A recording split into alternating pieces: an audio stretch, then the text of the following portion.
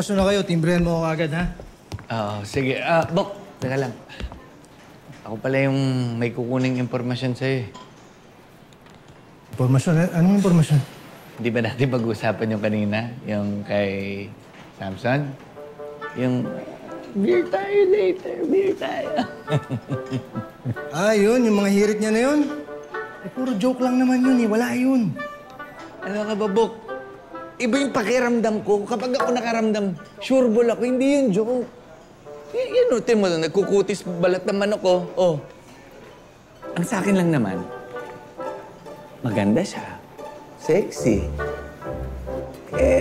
Kung ayaw na sa'yo ni Bobby, baka pwedeng, kung gusto mo, ano ka. Bok, kailangan lang ni Bobby ng space and time. Dahil nagluluksa nga yung tao, kaya ibibigay ko sa kanya yun. Kakausapin niya ako kapag ready na siya. Ngayon, kung nagagandaan at nasisexihan ka naman kay Lieutenant Samson, ito ko na dumiskarte. Naku, Bok. Alam mo naman hindi pwede. Alam mo naman na may nagugustuhan akong iba. Sino? Si Doc Cecilia? Tigilan mo na yung kalokohan mo ngayon. Nagmumukha ka lang tanga doon. Payo ko sa'yo, Bok.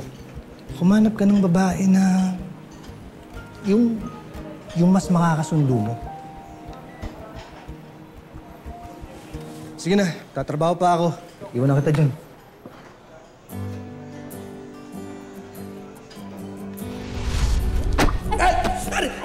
Sorry po. Emergency lang po.